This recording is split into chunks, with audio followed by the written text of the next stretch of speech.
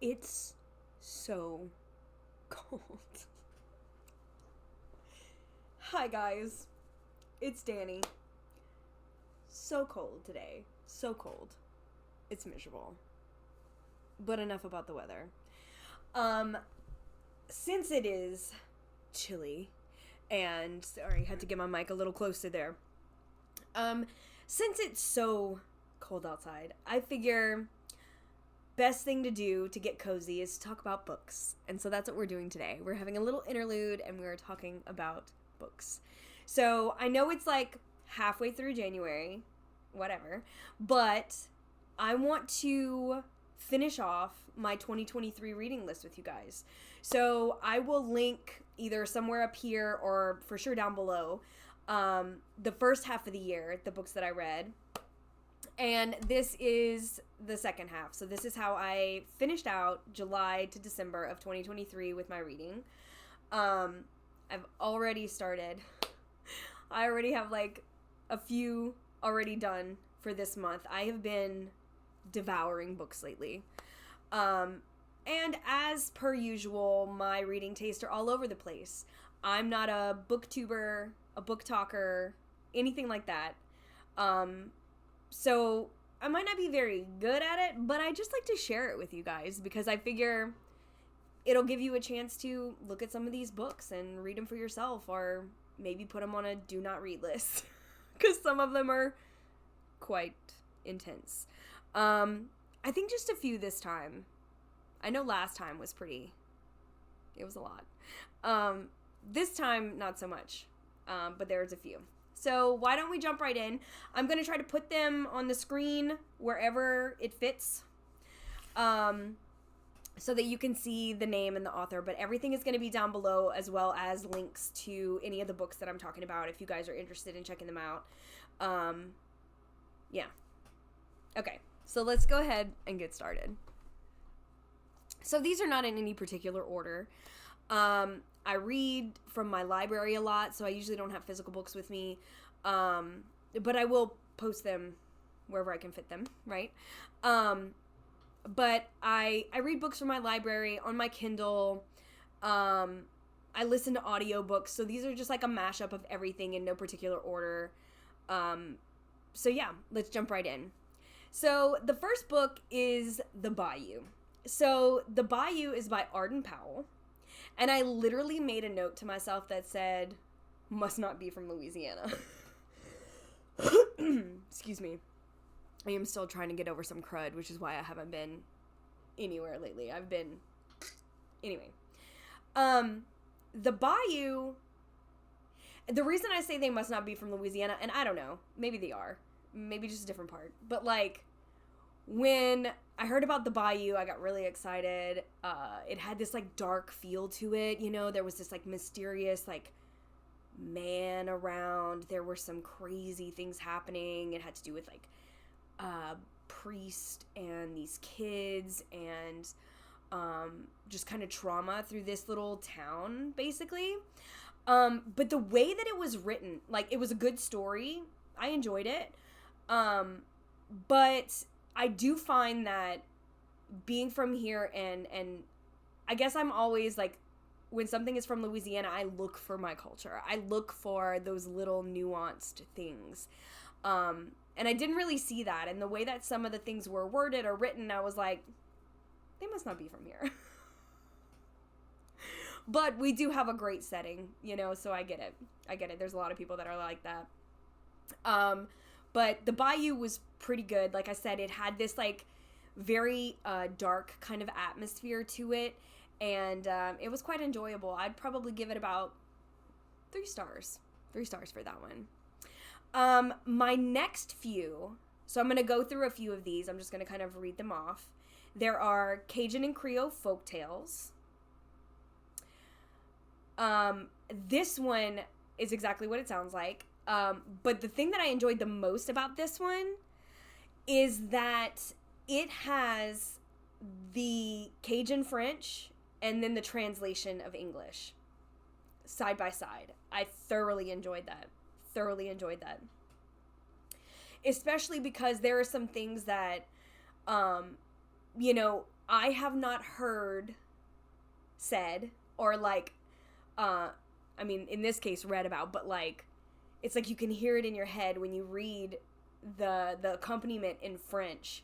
It's like it really sparked some nostalgia for me, listening to the old people talk. And like I'm really excited. This weekend I'm going meet with a traiteur, and he speaks French all the time, and I absolutely love it. And he talks French to me, and you know, he's teaching me a lot of things, and it gave me all the feels. So I really enjoyed this book. As far as for like the folk tales and stuff in general, like they were okay. Some of them were really fun. Some I've heard, some I haven't.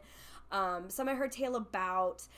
This was something that I kind of skimmed through, looked through all the pages, read the ones that stuck out to me, and kind of skimmed everything.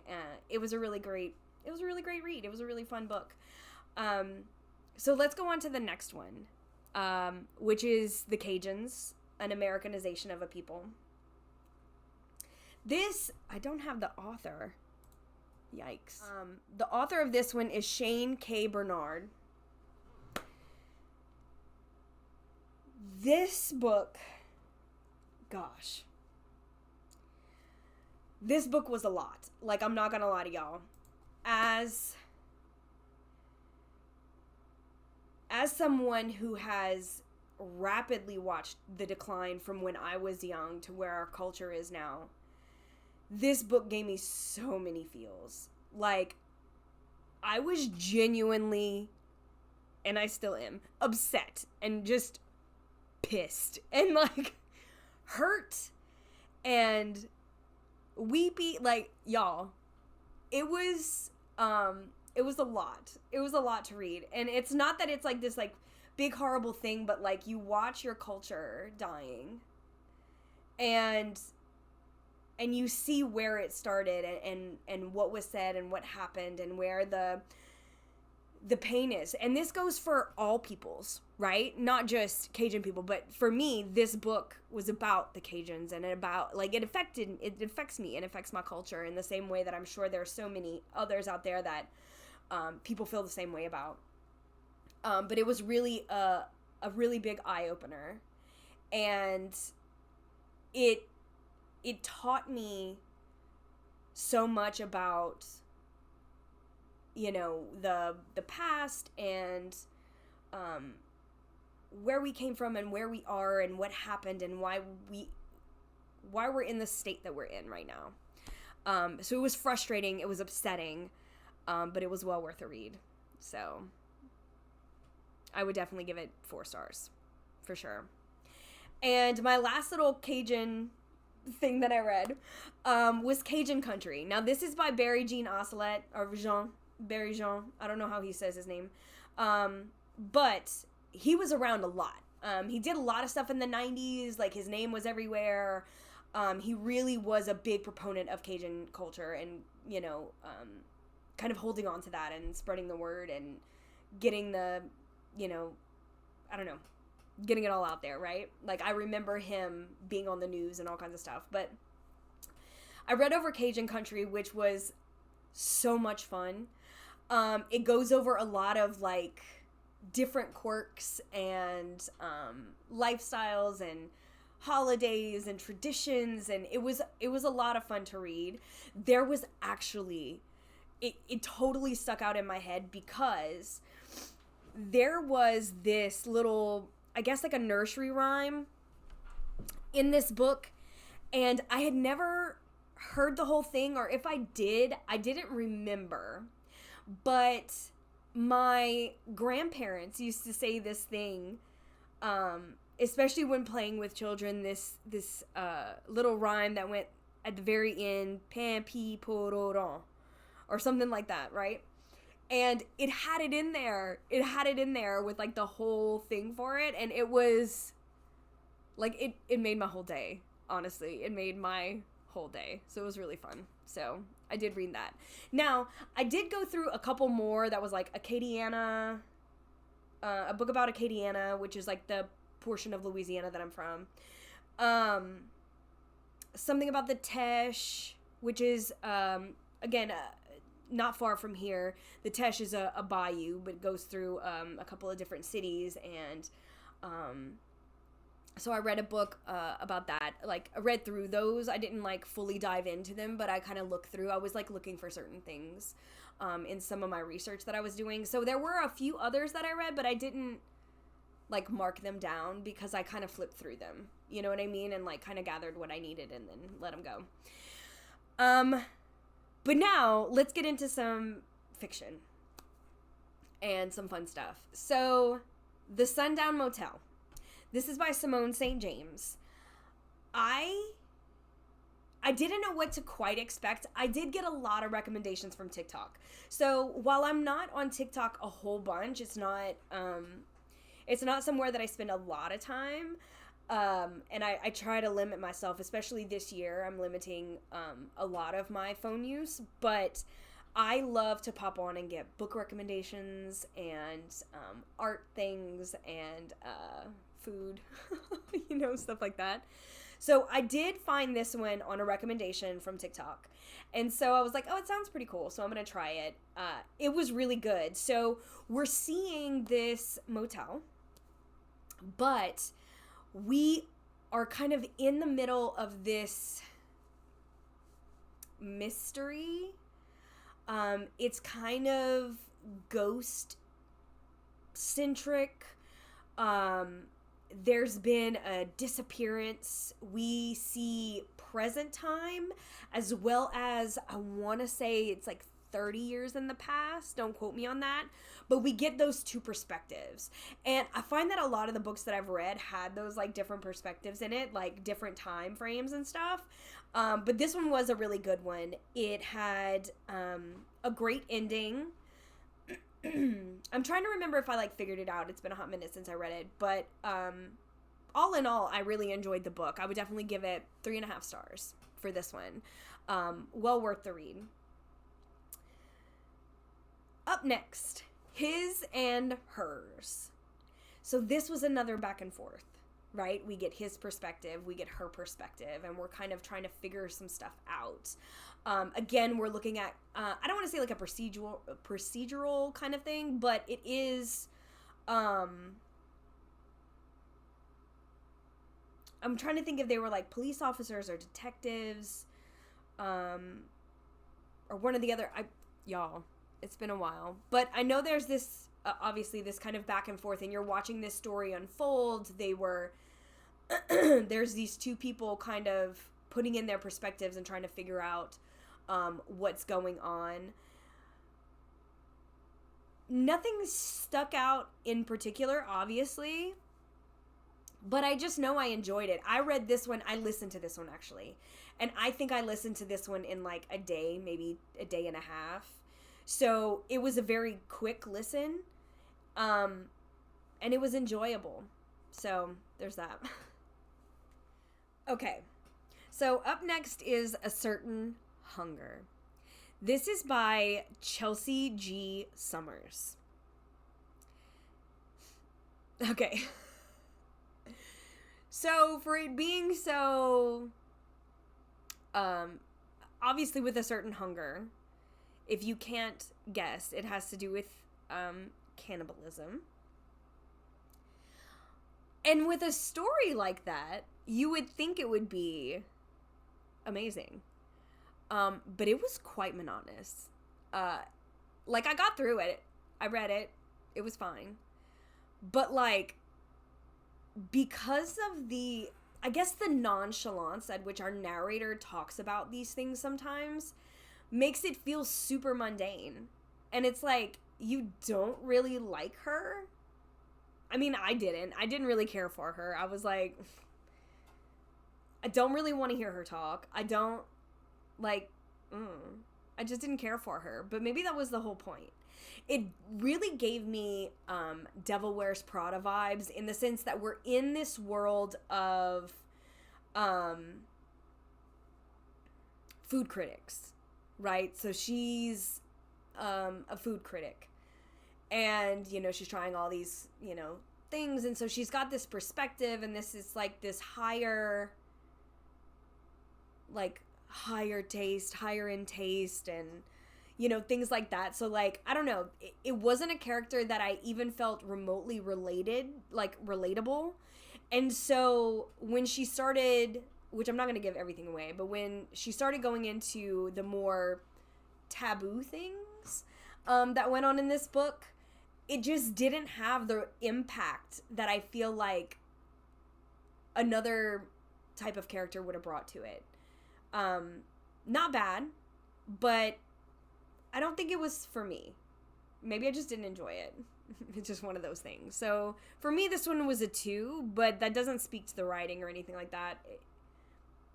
It was fine. Just not for me. And I was bummed because I'm like, I love a good cannibalism. And the idea that like, oh, it's this food critic and things kind of go awry and things start happening and what's going on. It's like, I wanted it to be more exciting than it was. And maybe I was just in a space where that just wasn't it. Anyway, I give it a 2. On to Jawbone.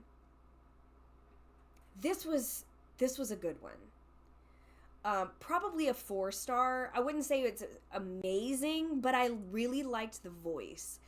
And again, we're looking at different perspectives. We have like a teacher who's going through some stuff, kind of like emulating her mother who passed away. And then we also have these like teenage girls who are, I don't know, almost like triggering certain things for her, but then like they're going through some stuff. So again, we're getting 2 different stories. I told you I had a lot of that this time. I wouldn't say anything was like, I read a lot of horror and thrillers and mysteries, and they all kind of fall within that. But I wouldn't say this was one that was exceptionally like horrific or scary or heart-pounding. But just a good story in general. Oh, and this is by Monica Ojeda. I think that's how you say it. Monica Ojeda. So let's talk about We Spread. Another one, like, this was not a bad story. I know I made a face. This was not a bad story. It was good. This is by Iain Reid. But it was quite strange. You're following this older woman, and then she gets put into this kind of retirement home. Sorry, my phone's going off. But when she gets there, there's like it's a strange environment. They all have different rooms. It almost feels sometimes like we're losing time, or that I don't know, there is an overlapping kind of confusion, or just kind of like something uncomfortable in the background, like you know that there's something not quite right going on. And you follow this woman, but you also see the other people, because there's only a few people in this home, all taken care of by this one lady. And so it's a very interesting concept about this, I don't even know what you would call it, and I don't really want to give it away, but like this little house. The things that are going on here are quite strange. And it was another one where I just find, like, it's hard to put this one into words because it's hard not to give it away to, like, describe it. But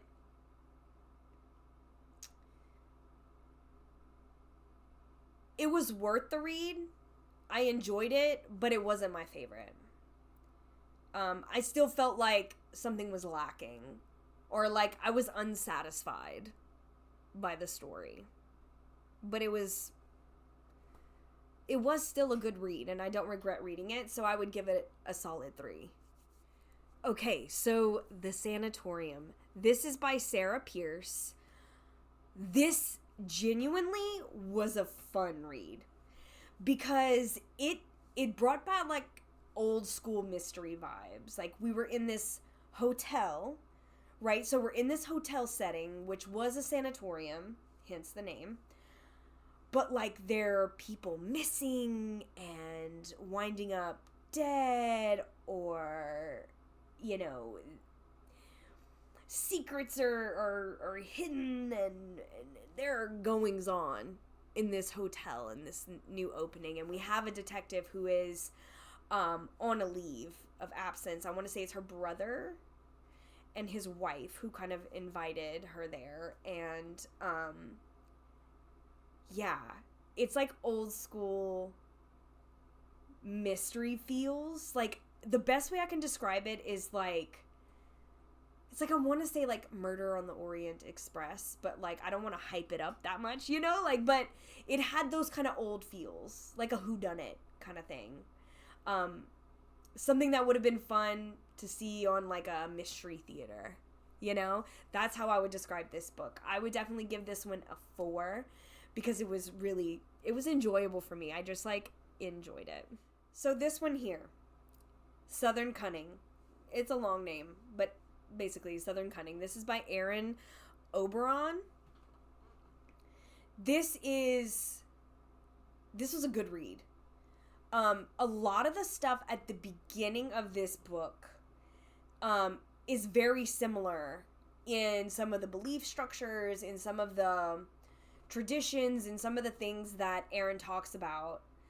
I really loved. I found it very familiar. I found it very interesting.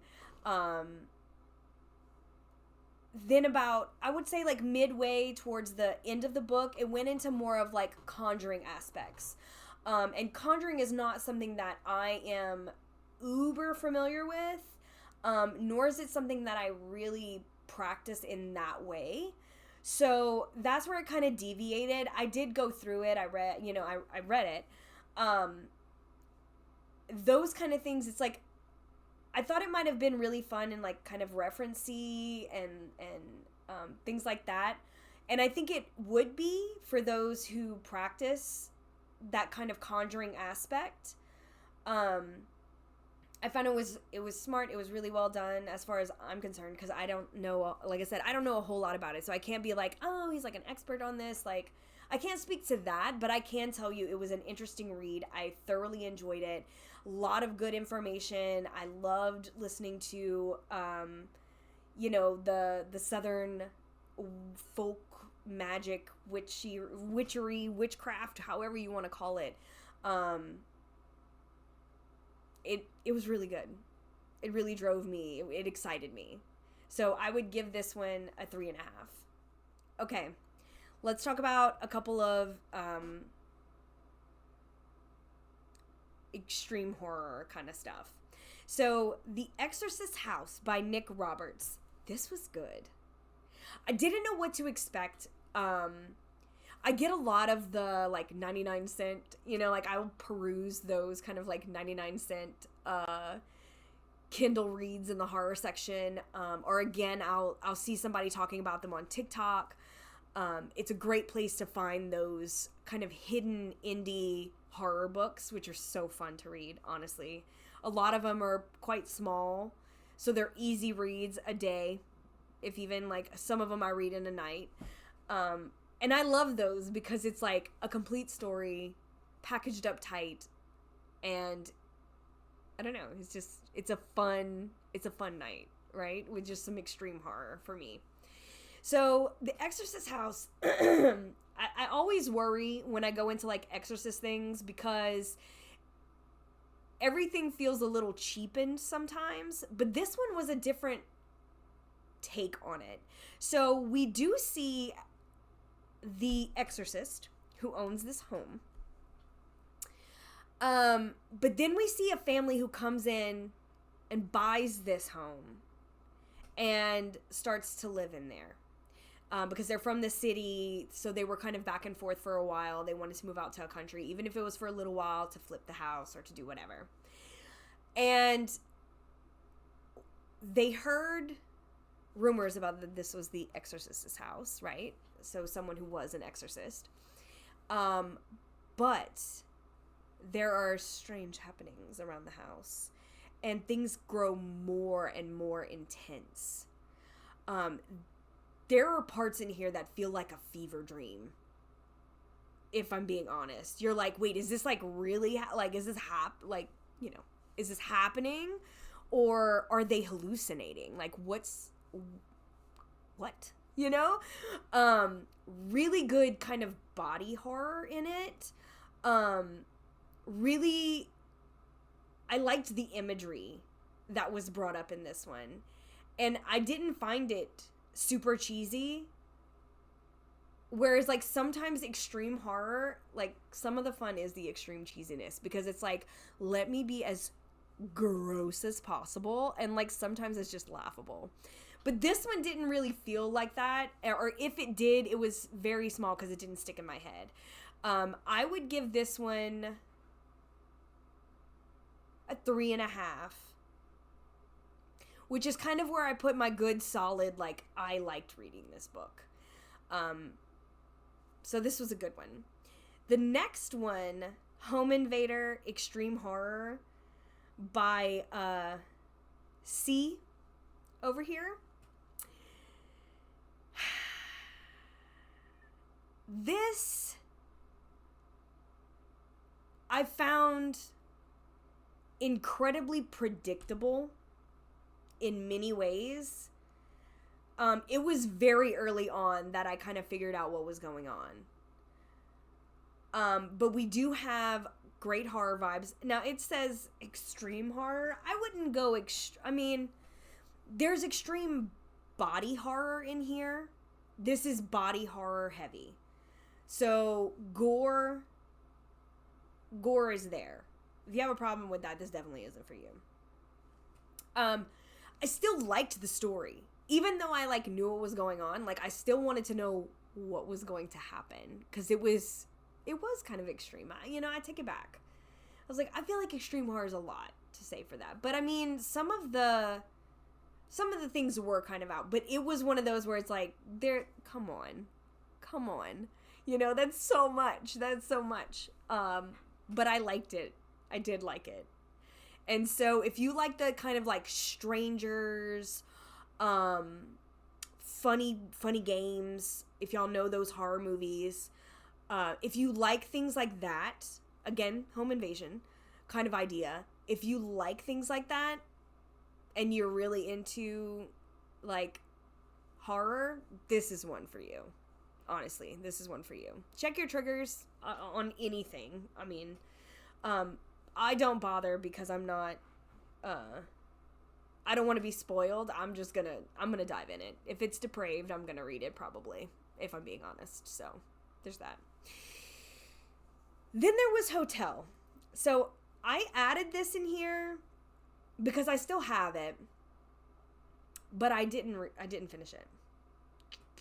This is by C.J. Blomwist.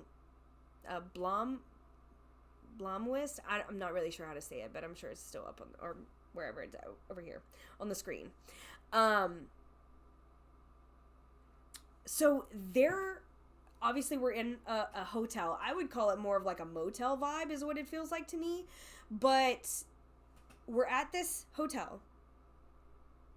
And we get another one with different perspectives. However, I think what lost me with this one, like, some of the stories were really good, but there's, like, a bunch of different ones, and then you start to go back and then jump forward, and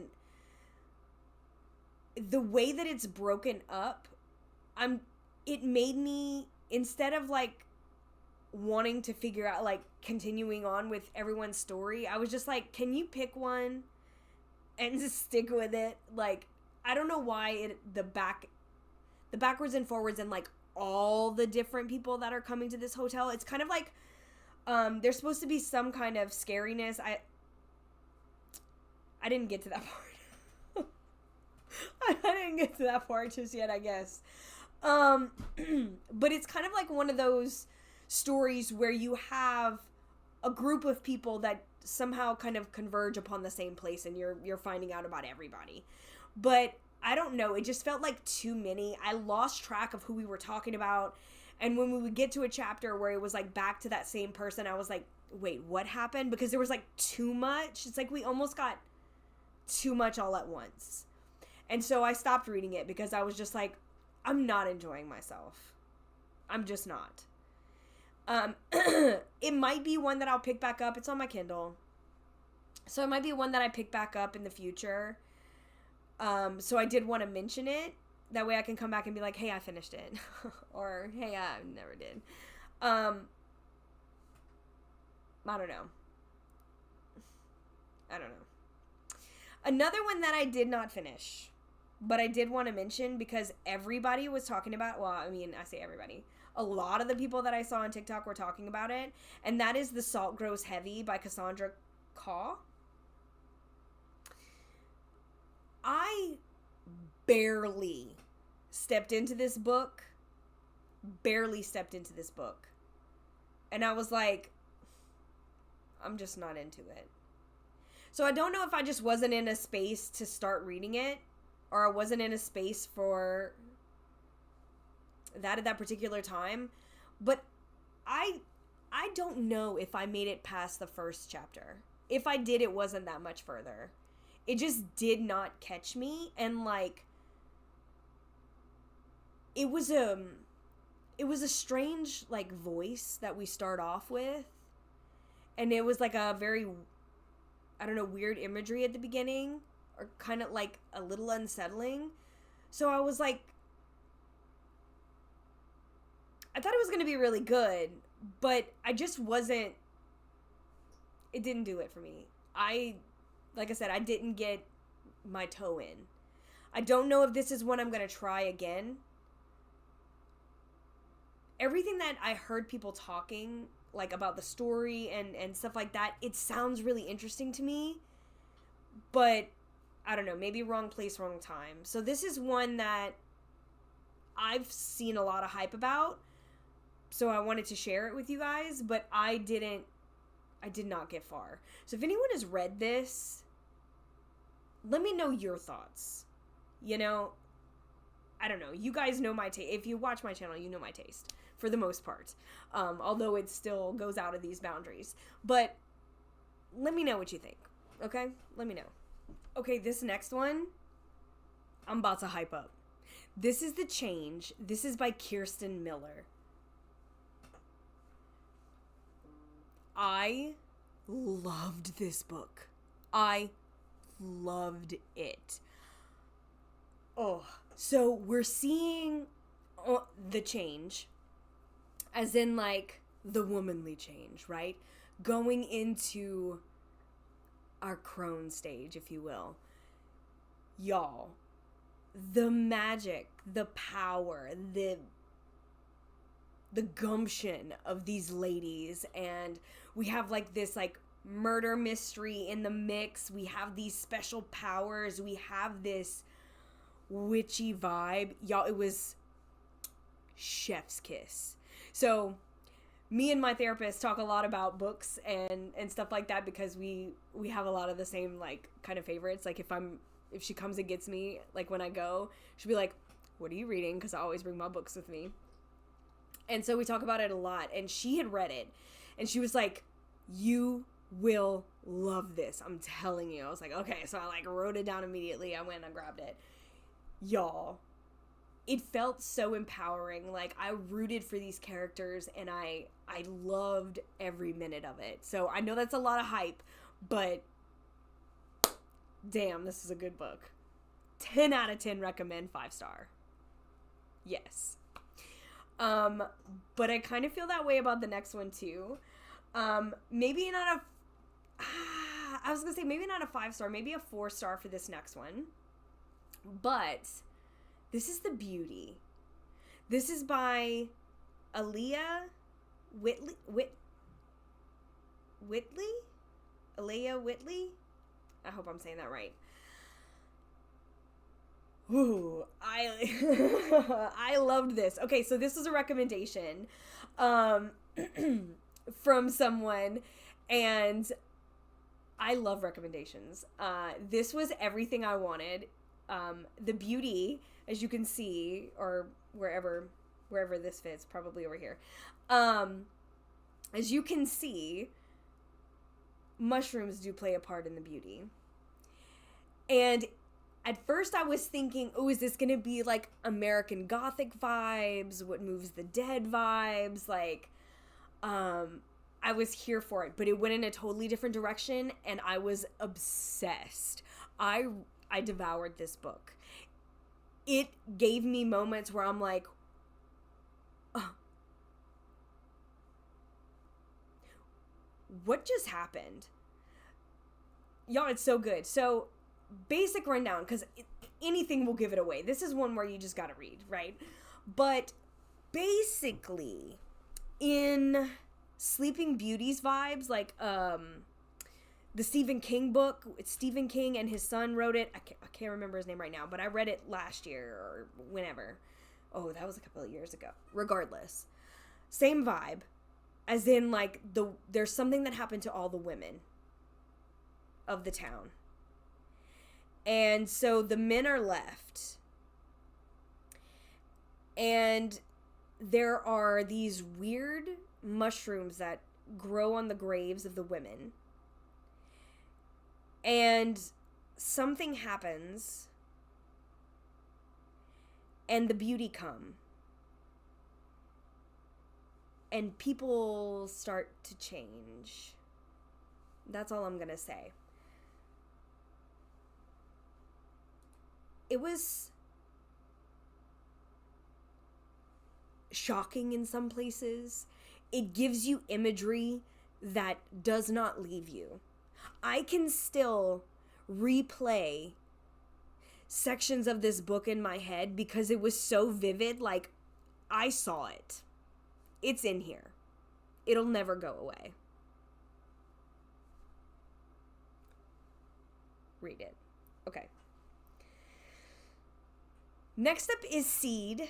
This is by Ania Ahlborn. Or Ahlborn. This is another recommendation from TikTok. I didn't find it scary at all. It was interesting. Kind of demon vibes. Not really exorcism or anything like that. More like just kind of demon vibes, I guess. Legacy vibes. It was good. Like, the story was good, but I really wanted more from this. It had great potential, but it didn't give me what I wanted. You know what I mean? Like, there are some stories where you're like, I'm totally satisfied. Whether it's, shocking, horrific, tragic, lovely, happily ever after tale, like, doesn't matter. Their stories just make you feel satisfied. This one, I wasn't quite satisfied. Like, I wanted more from it. I wanted darker and deeper. Like, I wanted it to get dark, but it doesn't. So yeah, I would probably give this one a 3. It was good. I don't regret reading it. It was still a good story. I really wanted more. I just wanted to go to a darker place. It had like really good potential for some really expanded stuff. So, oh, and then there's Mary. Oh, so Mary is by Nat Cassidy. So this is another book where this woman is getting older, and like weird things start to happen to her. She has to go back and take care of her aunt. She had a really rough childhood. I mean, honestly, she had a really rough adulthood up to this point as well. You feel very sorry for this character, and you don't quite know where this is going, where this is going to end up. And I really enjoyed that about this book. There are some high strangeness vibes in there. It gets pretty cool. I don't want to like compare it to Slewfoot, because Slewfoot is just like all its own. I think I talked about that the last time. So if you watched the one that I read earlier in 2023, I read Slewfoot. I don't want to say that it has kind of those same vibes, but we do get this like transformation that is just as impactful, if that makes any sense.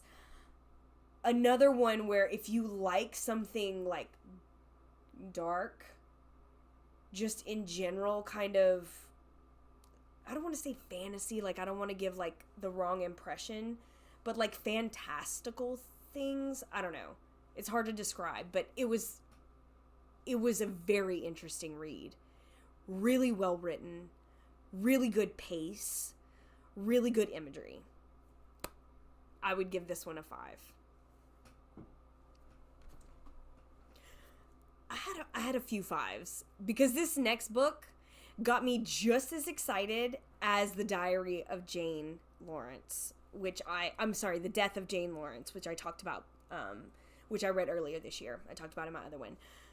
I was obsessed with that book, and this is another one that, while it didn't go to that dark gothic place, it still gave you those old medical vibes, and I eat that shit up. I eat it up, okay? So we have a girl who was sick. She lost all of her family. She was taken in by this surgeon. She learns under him when that was not a thing that girls or women were to do. And so it kind of goes through that. There's like a little bit of a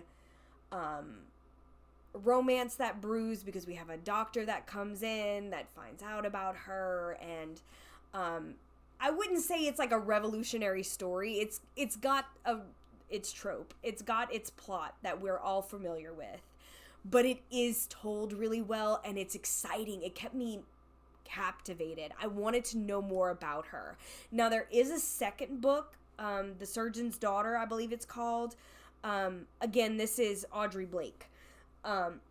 Excuse me. I started reading that one, but I got really distracted, and so I stopped. I didn't add that to this list as a do not finish because I do plan on reading it this year. So, there is a second part to this, and I loved her story, and I really love her character. So, another 5. They Never Learn by Lane Fargo. So this one gave me, oh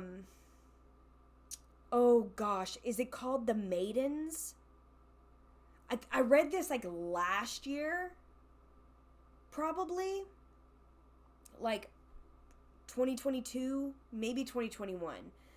That one had to do with like a professor, and he taught like Greek myths maybe, and had this group called the Maidens or whatever.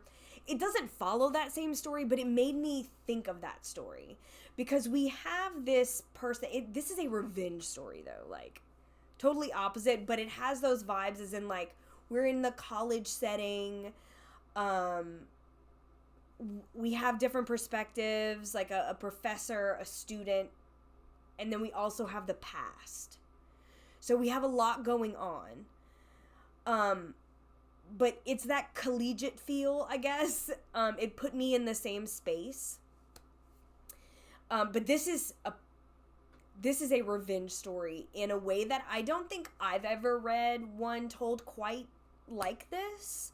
I don't want to hype it up that much. Like, it was good, but it wasn't like, this is so great.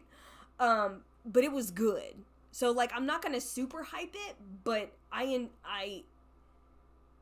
was intrigued the whole time, and I was very interested in the backstory as well as the present moment. It wasn't like everything happening in the past and you're not really that interested in what's going on now. This one really, you cared about everything that was going on. I would give this one a 4. So this next one is called Penpal. This is by Dathan Auerbach. I might have destroyed that name. I'm sorry. So Penpal is one that I heard about on TikTok. Everybody gave this such great reviews.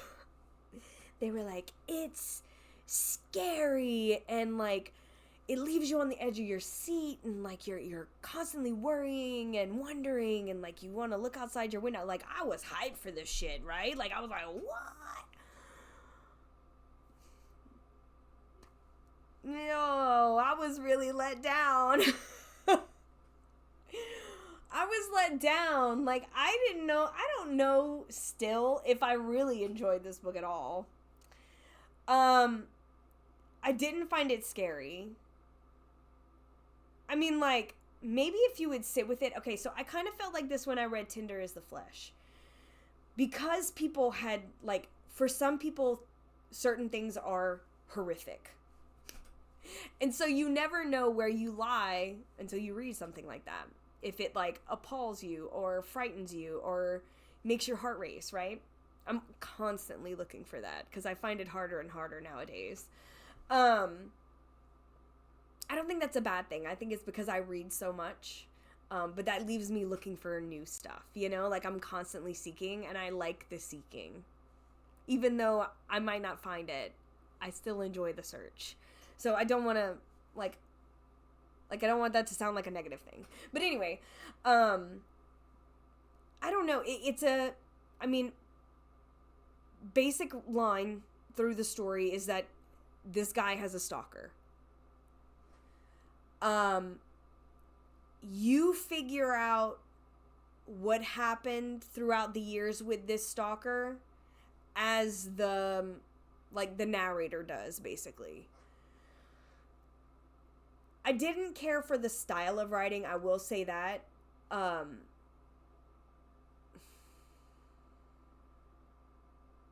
do I describe this? So, like, I'll tell you about this. It doesn't ruin anything for the story. But, like, the narrator tells you, you know, like, I'm going to go through this and unfold it in the way that I had it unfolded to me and how all these things went through and blah, blah, blah. And so you're expecting the story to go a certain way and to, like, truly start to unfold. But I found that everything unnerving or scary was, like, I mean, it's weird. It was creepy in ways, but, like, it didn't feel anything but basic, I guess. It's like I expected a lot because a lot of people had hyped it up. But then I also expected a lot because the narrator made it sound like there were things unfolding. And I remember there being a part in the book where he is finding something out from his mother. He's having a conversation with his mother. And I felt like that conversation kind of came out of nowhere. It had no context, and it was like, or maybe it had context. Maybe that's not what I'm trying to say. Like, the emotional reaction that took place in that conversation didn't fit it, I guess. Like, I don't know. It made it seem like this huge unveiling, but, like, it really wasn't. I don't know. It felt very, like, it built itself up, and a lot of people built it up for me, and you know, maybe that's where it's at. But, like, it builds itself up, but, like, when it's delivered, it's like the lead up was better than the delivery. Does that make sense? Your lead up is better than the delivery. It's the journey, not the destination for this one. Honestly, it wasn't terrible, but I would give it a 2.5.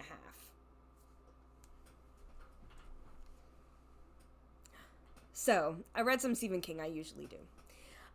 This time, I read Pet Sematary. This is one of my favorite. Like, I loved Pet Sematary. It's one that stuck with me since I was a kid, right? So again, if you've never been here before, or if you haven't heard me say before, like, I've watched horror movies. Like, horror is a big part of my life since I was very, very young. It's one of those things where, so I was left to my own devices. Probably far too much when it came to things that I would watch. So, like, Pet Sematary, I watched 1 and... Oh, no, I'm thinking of the Amityville 1 and 2 that I watched when I was probably about 8 or between 8 and 10 while I was camping with my grandma. So, like, nobody was paying attention to what I was watching. And I was like, this is a horror movie. I'm going to watch it, right? So I was really young. But I did watch the Amityville Horrors. But I want to say I watched the first Pet Sematary probably around the same age. And then the second one when I was a little older, probably more like early teens, like maybe like 12, 13-ish. I was still pretty young. But they were really impactful. I remembered those so vividly. And they always excited me, and I just never read the story. And I didn't know what to expect, because, like, sometimes you don't. When it comes to Stephen King movies and, like, adaptations versus the story itself. I mean, look at The Shining. Kubrick's versus what the book is. It's, like, two totally different stories. So I didn't know what to expect. This one was very, very on point, but better, which is always great. I hate when I'm kind of disappointed and when I read a book after I've watched something, if I've done it backwards for whatever reason. But I really enjoyed the story, but it does not make me like the movie any less. Matter of fact, I just watched the new one. I hadn't watched it. I really liked what they did with it. That one was a lot of fun. I feel like we see the Pet Sematary a little better in that one, like kind of seeing the trek that corresponded with the story, where I don't quite remember, because it's been so long, I don't quite remember if it was the same way in the older versions of Pet Sematary. I just remember, like, the little kid. And then the other one was with Eddie Furlong, and I remember that dog. Anyway, Pet Sematary was great. It was really great to read. It had those nostalgia moments because I get those flashes to the movies from when I was young. And so, I mean, as a Stephen King, I would definitely give this a 5-star. I loved it. You know, in the realm of Stephen King, it was definitely a 5. In the realm of books in general, probably a 4. Ooh. Okay, this next one. This is A Short Stay in Hell by Stephen L. Peck. This was another recommendation from TikTok. Worth the hype. But I want to explain it a little. Okay, so this Short Stay in Hell, man, basically one of those, like, I wake up dead, right? He is in hell. He is told that he is going to be given a task, and if he can accomplish it, then he's finished. He's done. Okay. This book, everyone's like, oh, it stays with you. Like, it does.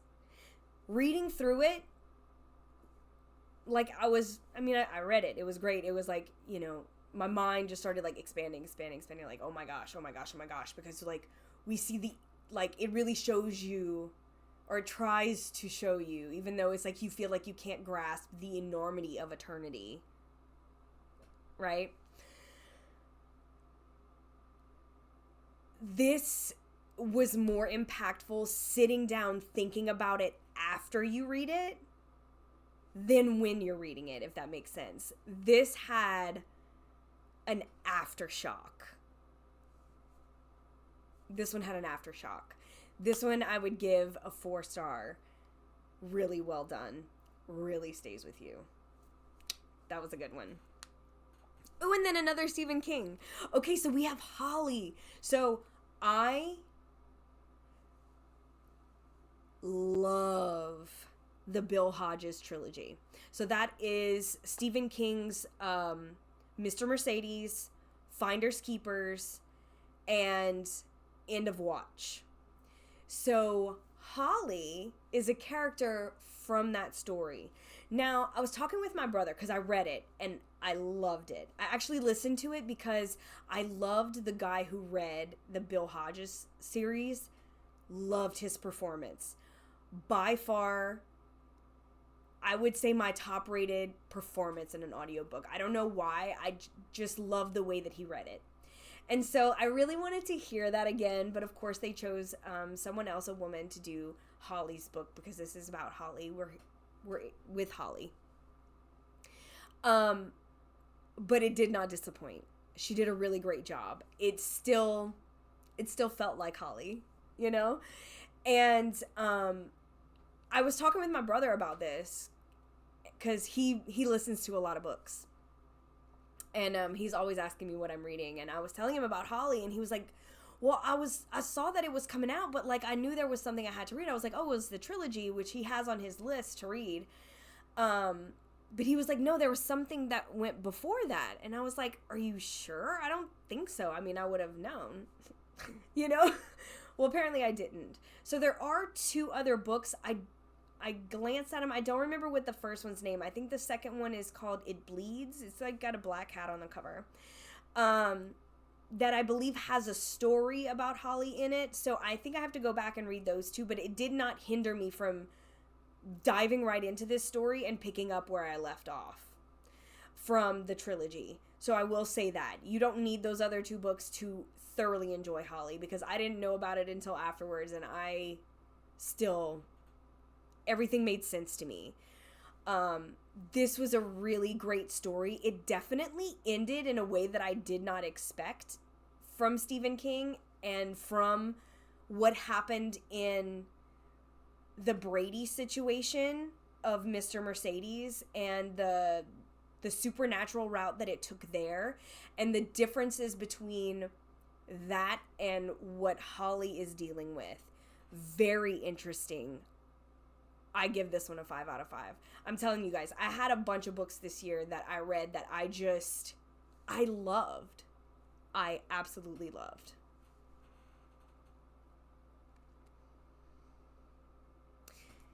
So this next one is a reread. I read The Virgin Suicides. This is by, oh crap nuggets. I don't have his name. So this is by Jeffrey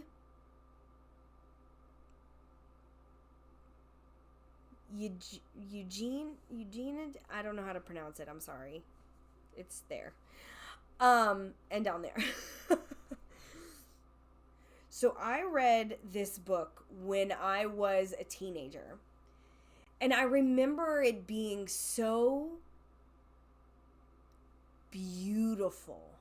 Like the way that it was written, you felt like you were in almost like a fog of time. Everything was so dreamy. And it felt like you were walking in memories. It had a vignette around it, if you will. And so I passed by, I was in the library, you know, just kind of looking over books, just seeing what would catch my eye. And my eyes landed on it, and I was like, oh my God, I remember it being so beautiful. I'd love to read it again. So I grabbed it. Now, this can always go really well or really bad. But this went really well. Y'all, it was just as beautifully written as I remembered. You know, I remembered that one, Perks of Being a Wallflower, I remember being so beautiful. Girl Interrupted, and Fight Club was one that, like, I wouldn't say beautifully written, but it really put me in, I don't know, like it absorbed me into the story, because there's so much, I don't know, really good storytelling, like the way that it's presented is really great. But I like Chuck Palahniuk a lot, you know, the author of Fight Club. I really enjoy the tone that he uses for his characters when he writes. I love it. And so I kind of group them together because I love the atmosphere and the storytelling and the wording. Everything seems so meticulously thought out, right? Sorry, coughing. But this book, it just did not let me down. It was as sumptuous as I remember. The way that they describe the goings-on, the way that they talk about the girls, the way that they talk about the house itself, the people surrounding it, who they talked to, what they were doing, how enthralled they were with these girls.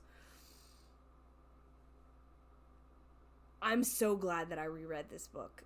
I have a whole different appreciation for it, as well as like a renewed sense of, again, that nostalgia. That's kind of like a through line of a lot of these that I've read this year. I'm noticing right now. But it was so good. It was so good. Y'all, so good. 5 stars. Okay. This next book is by Christina Henry. I love Christina Henry. I love her books. Love it. This is called Horseman. So this is a take on Sleepy Hollow. I was just like, is it a retelling? No, it's not a retelling. Or a reimagining. It's just a twist on it.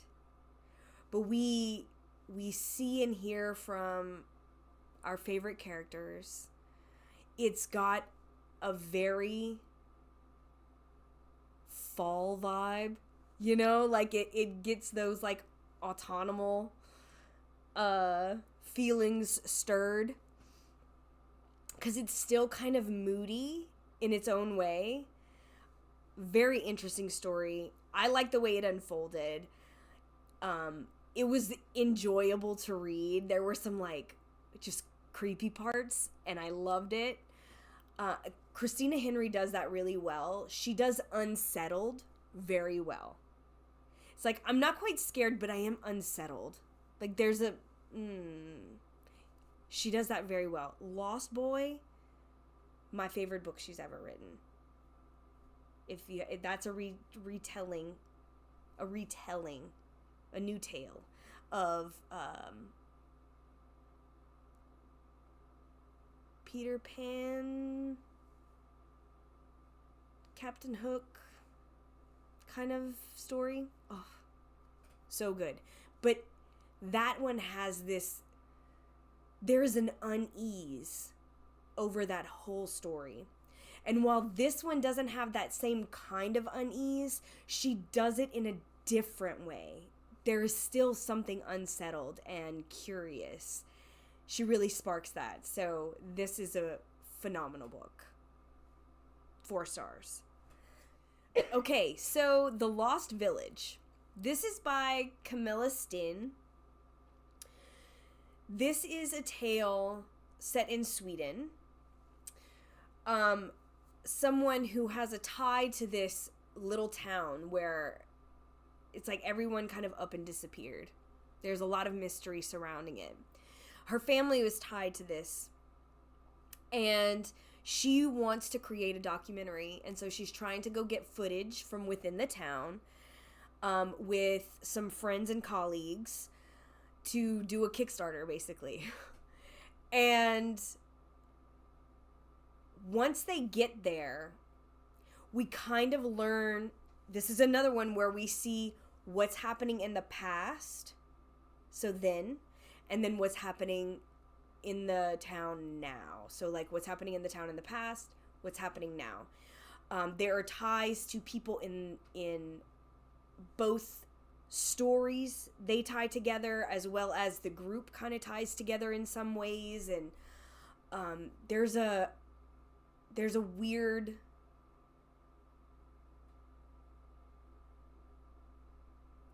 I don't even know how to describe it. There's a weird feel to this town. And as they stay in it, as things progress, things start to get weirder and weirder. And we start getting murders, and we don't know who or what the killer is. We definitely get thrown a couple of different ways. Excuse me. It was very well done. I will say it was very well done. Not the best thing I've ever read, but I think some of the story fell off at the end for me. But still, I love the way it was written. I thought it was done very well. I would give this one 3 stars. So this last one that I want to tell you guys about is by probably one of my new favorite authors, T. Kingfisher. So T. Kingfisher wrote What Moves the Dead. This book, The Seventh Bride. I'm currently reading Nettle and Bone. Also, she does horror as well. I haven't read that genre yet from her, but if it's anything like all of these, I'm here for it. I'm here for it. So this is The Seventh Bride. This was a fantasy tale. It sucked me in from jump. I love the way T. Kingfisher writes. There's good imagery. There's a sense of humor. There's a, she can create a sense of unease. She writes so well. And this is no exception. So we start with the miller's daughter, kind of one of those kind of classic tales. This lord comes along and decides that he wants her for his wife. And I'm not going to give it away because this is, y'all, if y'all like fantasy, you got to read. It's not a long book. It's such a good read. Read it. I'm not going to spoil it at all. But this lord comes, and then she realizes that he is a sorcerer. But she has this journey kind of thrust upon her, and it becomes this quest. I devoured this one. I loved it. It was so much fun. I loved the story. I loved the characters. If this was a series, I would read it. That's how much I enjoyed the world that she created there. Fantastic book. Fantastic book. 4 stars. Whew. That's it. We're done. Thanks for sticking in here with me if you stuck till the end. If you guys read any of these, if you guys have any recommendations, please let me know down below. I'd love to hear your thoughts. I'd love to hear your recommendations. Like I said, I love a ton of different things. If anything says, Dani might like this, I want to hear it. I always go back when I'm looking for new books. So let me know what you think down below. Also, like I said, I'll have links to everything in the description box below, links of where to find me. Yeah. And I will talk to you guys very soon. I'm sending you all my love. Mwah. Later, Gators.